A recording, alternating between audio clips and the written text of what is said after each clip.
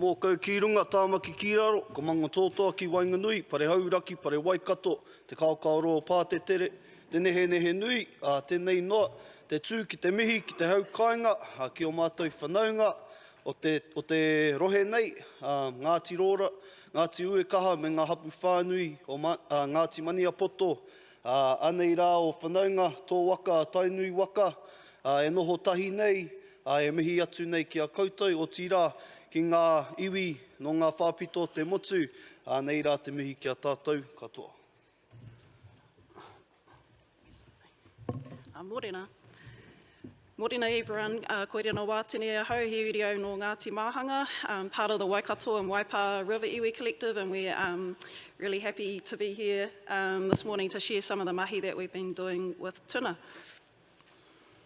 So just as a bit of a brief outline for our presentation, we're just going to talk a little bit about Tuna, who we are, what we've been up to, and then we've got 3 specific examples of some Tuna Heke projects that we've been working on across our rohe, and then we'll just wrap it up at the end there. So everybody all knows this, Tuna are amazing. They've been here for millions of years, and their significance for us as Māori can never be overstated. We're connected to Tuna through whakapapa. How that happens across the rohe varies, but one thing that stands is that we descend from rangi and papa, and so do they, so there's a hononga there. As I mentioned before, the significance of Tuna can't be overstated. We didn't have terrestrial mammals back in the rā, so Tuna were super important for us. When we go overseas and talk to others, they had like buffaloes and kangaroos and all these other things. We had Tuna. And so this is just a quote from 1918. A scientist was hanging around in Waikato, and this is kind of one of his observations, and it'll be the same across the motu. But the Waikato River with its tributaries was the most celebrated in Aotearoa for its pā tuna, and the quantities of tuna found there, and then it names some of the tributaries. And so that just speaks to the significance for us and the mahi that we do. But the current state of tuna now, they were once abundant and found in all waterways, but now they're no longer as abundant as they once were. Our longfin tuna that Shannon spoke about is currently considered at risk and decline. But in 2018, 2018, there was an international survey, and they actually considered our longfin tuna as endangered. It's listed on an international red list as endangered. And this is due to many factors. Again, I'm not sure if Shannon spoke about them, but including pollution, overfishing. I'm going to move.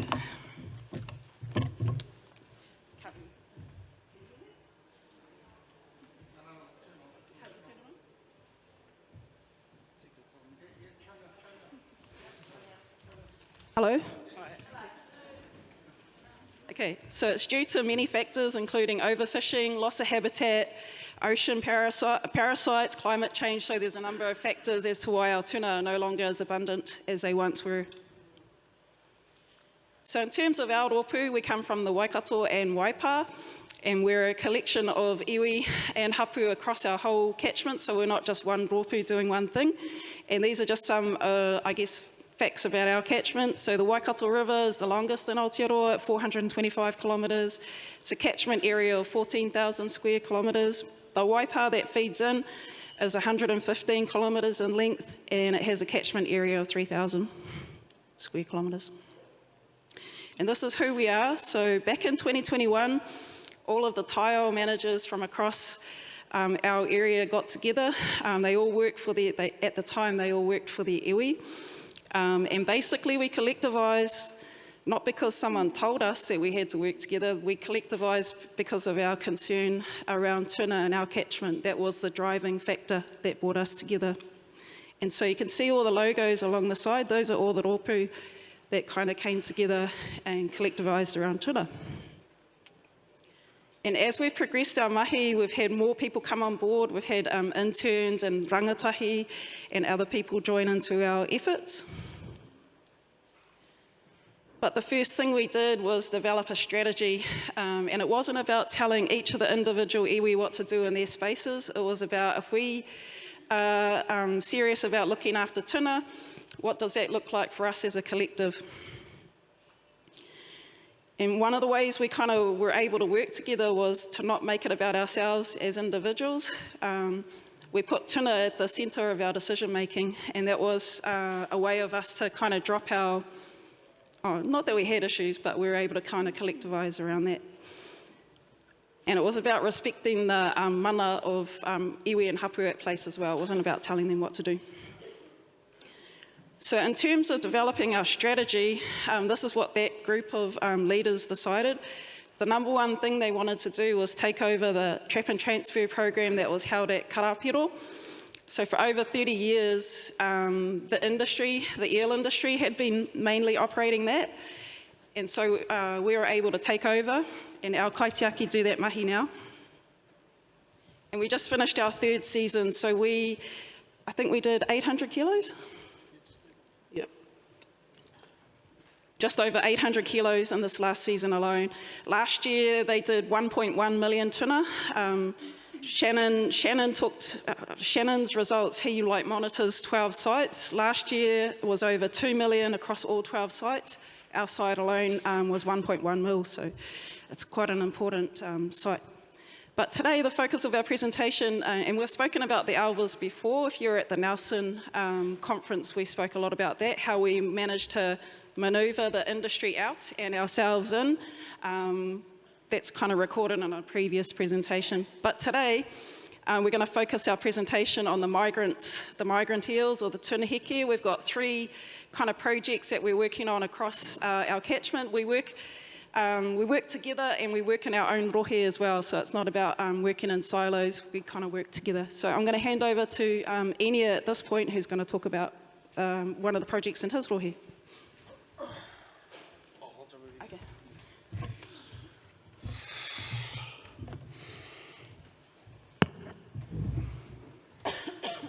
Oh, kia ora kete. I might just try and get rid of the shakes and the nerves and stuff.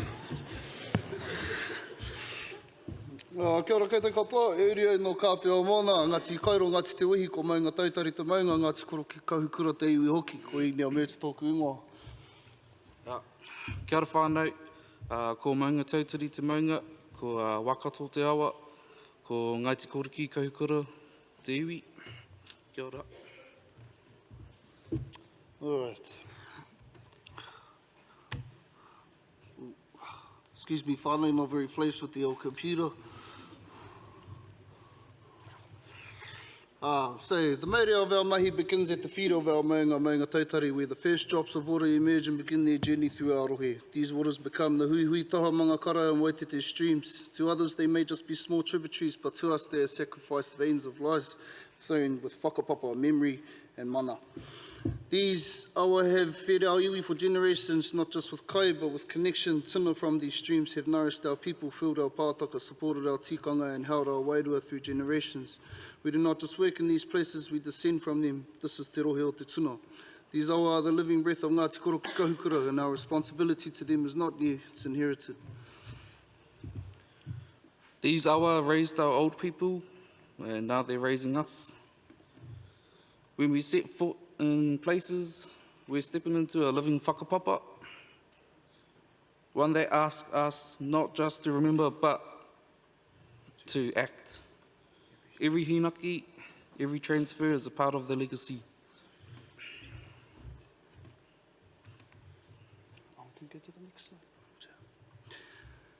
Okay, so one of the greatest threats our tuna face in Karapiro Haje Dam is our migrating tuna. Especially the downstream migrants face the serious risk of being killed in the turbines on their haringa to the moana.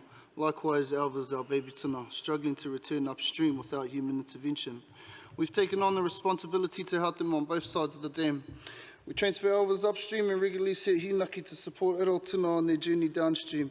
It's our way of restoring balance, supporting our taonga species through the obstacles we humans have created.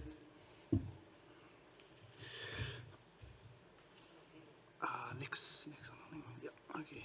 So last season was a time of learning for us. We focused more on Karapiro Lake and its surrounding environment rather than our local tributaries. Over the course of that season, we managed to safely transfer over 200 tuna to the Waikato awa below the dam in Cambridge. We lended to both traditional and modern tools, using the Hina Maramataka app to guide us, while also recording our own localised observations. Some days we said hinaki with the Maramataka predicted poor conditions, and we still found results. This reinforced for us that while Mātauranga Māori is powerful, it must be grounded in place-specific knowledge. We're building our own Maramataka shaped by our awa, our whenua, our experience that can serve our future generations of kaitiaki. Next slide. So this season, we've expanded to include all three awa, the hui taha, mangakaro and Waitete. Though these awa are smaller and may not yield large tuna numbers, we hope to target more longfin tuna, our taonga species. We're especially proud now to be working in the same waterways we've restored over the past 4 to 5 years through riparian planting, pest and invasive species control, building tuna ponds and more. These awa we have poured our energy into, and now we get to support their mauri in another way. We've also provided tuna from these awa for numerous kaupapa. It's important for us to be on both sides of that exchange, harvesting and protecting, always seeking balance. As mana whenua rangers on Maunga Tautari, Tetua and I are also excited to set hinaki directly on our maunga on the Waitete stream, seeking out migrants that are ready to heke to the sea. We're hoping to boost our longfin catch while continuing to understand their patterns better.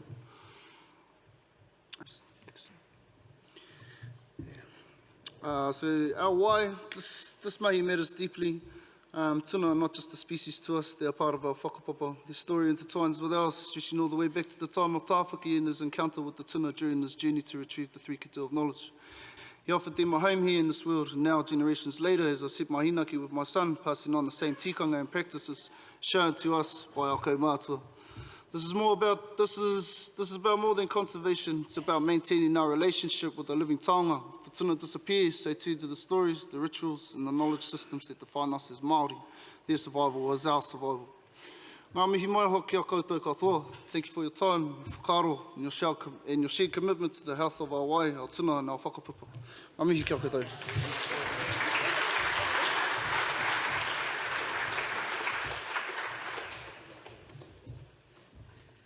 Ai, kei te pai, kei te rongoa.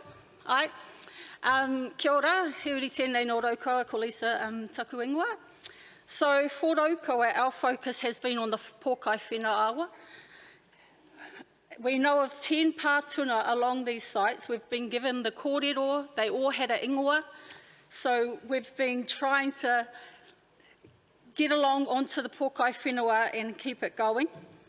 None of these exist today within now, so our job now is to remember that they will be able to supply us with kai if we do them right. Unfortunately, once the dams were built in Arapuni and Karopero, the Waikato awa, our tuna could no longer move through their life cycles. Our approach for assisting the tuna is based on the mātauranga of our tūpuna, using their traditional pātuna locations and traditional material to capture migrating tuna and moving them past the dam. We have spent 2 years, whānau, trying to build a pātuna. So our first attempt, we used bamboo with bracken fern. We got all the whānau together, we put it into the awa, and then we come back the next morning and it had washed away. And we're like, okay. So back to do our rangahau again, and then we decided we'll switch out to mānuka. And from there, we got a little spot that the tūpuna have given us, and we've picked across. And the photo there where you see the 2 girls holding it, that was put in for 2 months, and that lasted 2 months for us. And then the water flowed, and the awa filled up, and then that was washed away.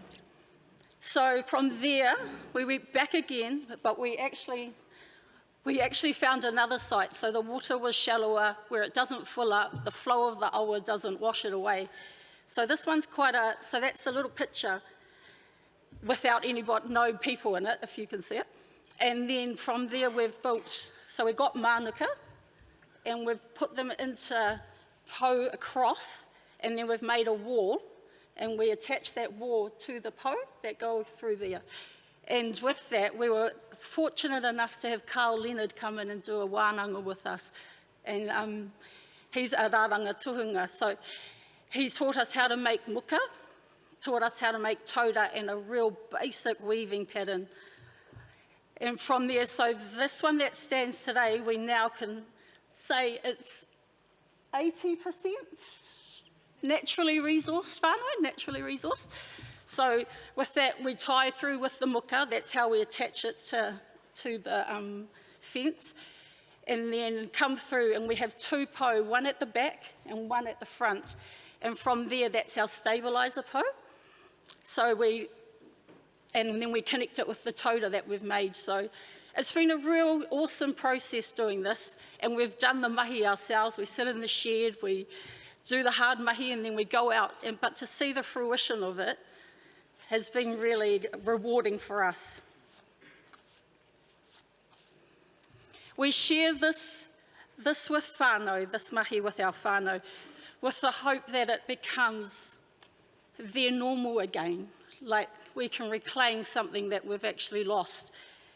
And not only is it to be used for, you have your mukos, all age groups actually making these together, but it would be used for mahinga kai, the tuna heke, the monitoring of the tuna. So that is one thing we aspire and hope that we can get through. By continuing our iwi collective mahi, together we can have a powerful example of how through unity and shared responsibility we face the challenges of today and create a sustainable future for our tuna. Kia ora. Puatu te rākau, kōrero kia Aiden. Tēnā anō tātou, ko Aiden Riki-Te Kanawa tōku ingoa, he uri tēnei no Raukawa ki te Kaikōrero Pātetere, he hononga hoki ki Ngāti Maniapoto ki Waitomo anō hoki. So continuing on from all the kōrero that's been shared and explaining how important tuna are to us as a river iwi collective, how important the Alva's trap and transfer season is, and how important revitalising our traditional practices are. Another key priority of ours was habitat restoration. So for us, mātou no Raukawa, we were able to, as Tina Parau put it, collaborate with our Pākehā mates and collaborate with Dairy NZ and Pōkai Whenua Catchment Group and get together a project where we were able to construct 3 tuna ponds along our awa.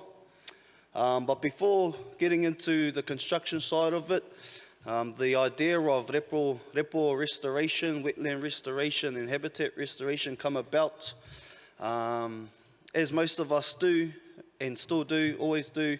We were out in our hours over the last 2 years, been monitoring, setting hinaki, setting whakaweku that our brother Lucky beautifully explained yesterday, taking all this data and sharing all of that knowledge with our whānau, holding wānanga, teaching them how to do these mahinga kai practices, measure tuna, set hinaki and all that I know we all do.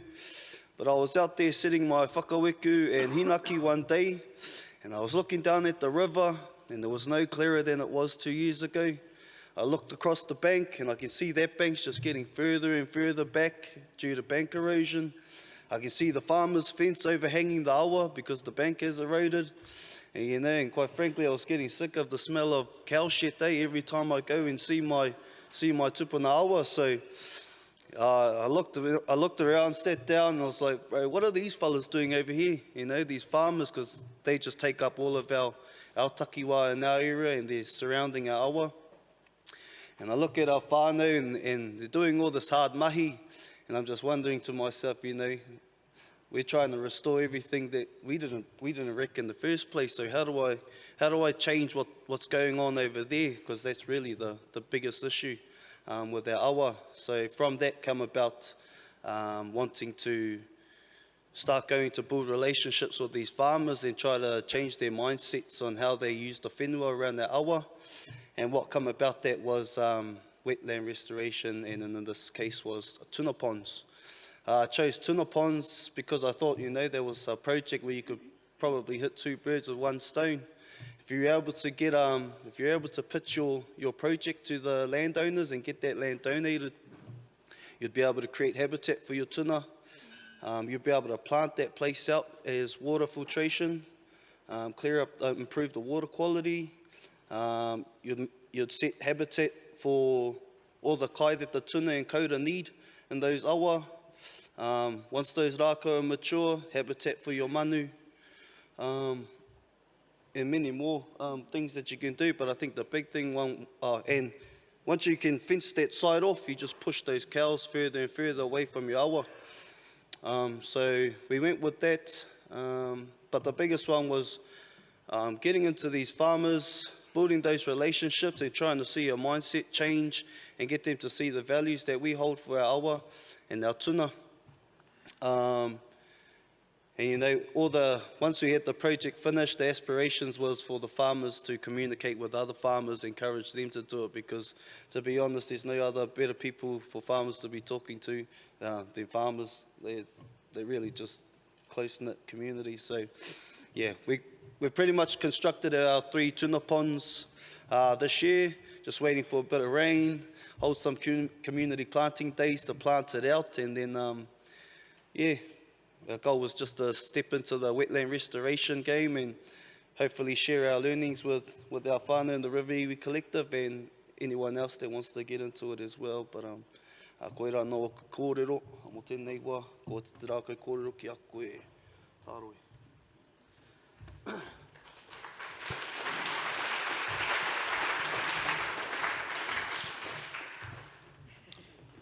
Kia ora whānau. Cheer break. And tā, and Maia. So I'm Taroi from Waikato in Ngāpuhi on my mum's side. This is our tuna crew. I'll steal a word from Tina Parau. We're kind of Uber drivers for tuna at the moment to get past these flood pumps. But yes, I'll get into it. But firstly, introduce the crew. You guys can say it. Introduce yourselves. Kia ora te whānei, ko Rangiatea Heremaia tōku ingoa, heuri tēnei no tainui waka me tūhoi anō hoki. Kia ora te whānei, ko ngā kaikatea Twairo taku ingoa. Hi, I'm Maya.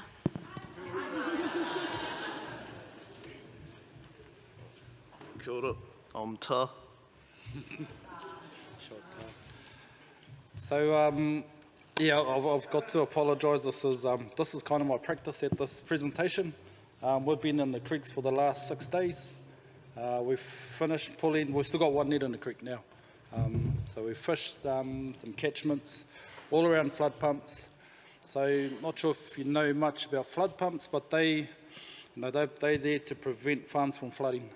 They build stop banks around farms so the Waikato River doesn't flow or flood their lands. And then they use these pumps to drain it. Unfortunately for our tuna, it excludes them from any feeding grounds because their stop bank, reduces flooding. And then when they try and get out to sea, they end up getting chopped up. So there's no other way for them to get past these pumps. Some of the stuff we've seen, and as you see on the photos there, council have sort of known about it for a little while. They haven't seen the extent of it. Mainly it's a pump's shown up that it stopped, so they'll send a sparky out to go and reset the pump. Sometimes they've had to turn the pump backwards or rewind the pump, so just to flush out all the eels that have been chopped up and clog the pump, and then start it up again and then carry on. So that's the biggest problem for any tuna that migrate during the times of floods, and that's when our tuna choose to cruise. It's a bit of a hard sort of a mahi because can't calendarise a tuna to run. So we're pretty much on call until the rain start and then we're out there.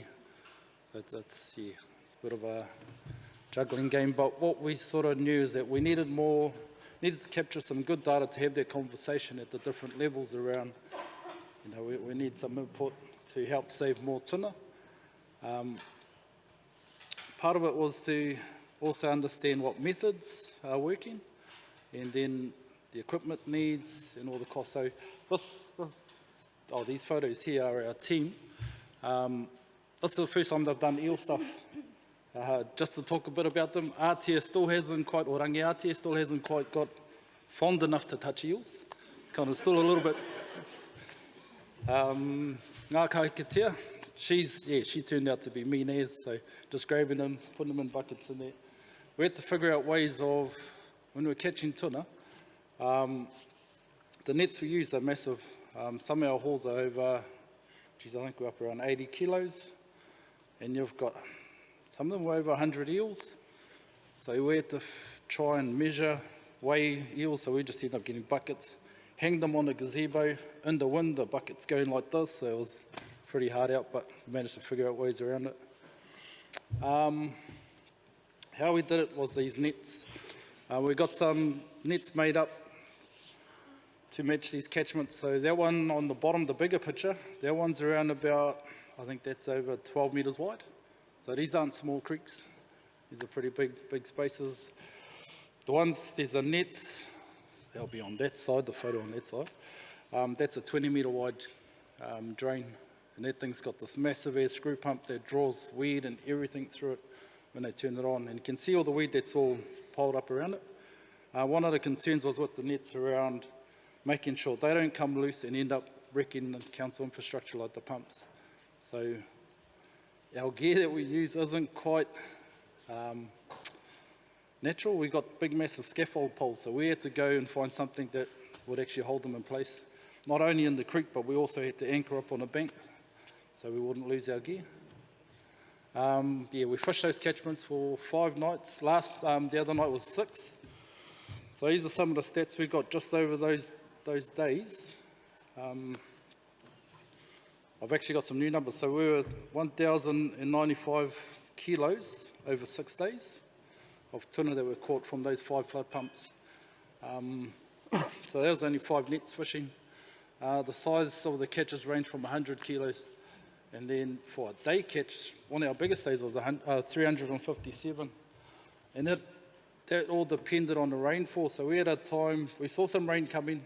I thought, let's go set our nets early, because it was this overcast day, the whole day.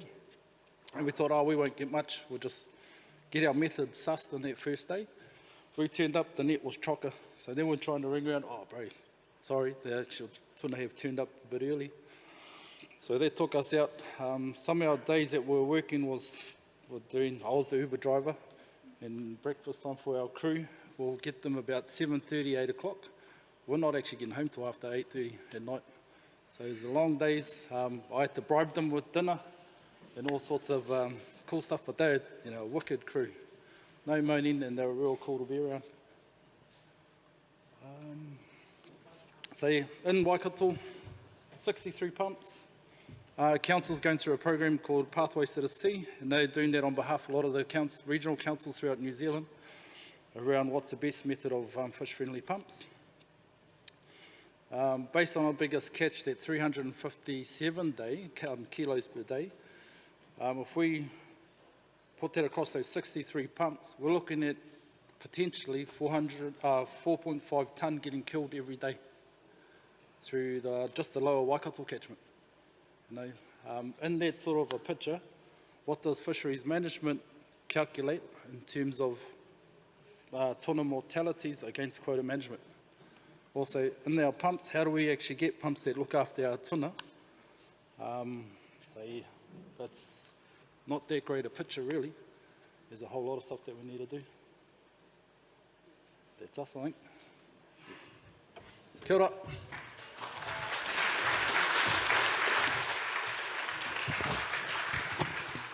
So basically, this is just one of our work streams. We had 5 priorities that we're working on. So the alvas that we spoke about last time, and then the tuna heke that we're talking about now. And I guess what we're trying to demonstrate is how we're working as a collective across our catchment, collectivising on behalf of the tuna, doing our mahi for the tuna. And these are some of the learnings that we've pulled together in terms of the tuna heke mahi. It's no longer acceptable for those tuna to be going through those flood pumps. 63 flood pumps in Waikato alone. We've been doing our trials. Last year we were fishing 2 flood pumps. This year we've upscaled to 5. and they caught a ton of migrating eels in those 5 flood pumps. What about the other 58? So that's the issue, and that's where we need to work more closely with the councils to like they are replacing the pumps, but in the meantime, they need to invest in actually protecting those tuna. What was the other one? Oh, and then up in the upper Waikato, we have to work more closely with Mercury. So we've got Leah here from Mercury Energy. We do work with Leah for the alvas, but we want to expand that so that we're working in terms of the tuna heke as well. So as Inia and Tetua spoke about, they've been working in the tributaries to protect them from going into the hydro dams and getting chopped up. The picture that they showed was a massive longfin female that had gone through karapiro, so that's what we're trying to protect at that end as well. Also we're keen to learn from the other kaitiaki. There's heaps of awesome mahi going around all over the country. We all have different systems though, so not necessarily what works in Waikato will work in Murupara or will work down south, but we're keen to learn. We want to learn and shortcut the process. Like if someone's doing something awesome already in place, then we don't need to reinvent the wheel, so we want to kind of build those networks and learn from each other. Yeah, so that's just that point about everyone's catchments are different. Lots of different approaches are required, and we'll just keep trialling and adapting and trying to build our relationship so we can expand it out, because we can't afford to wait, and it's not good enough, to be honest. And then just in terms of our collective mahi, I just wanted to end on this quote. So this is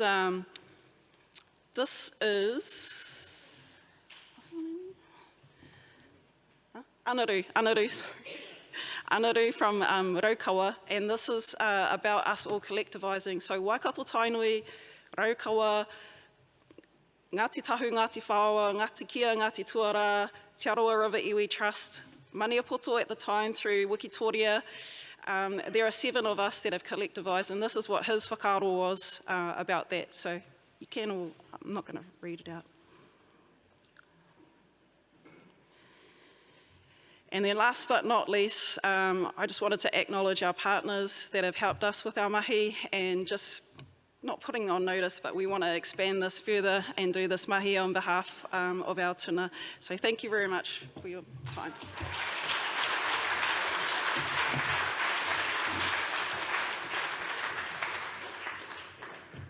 Stay there, yeah, just shuffle along.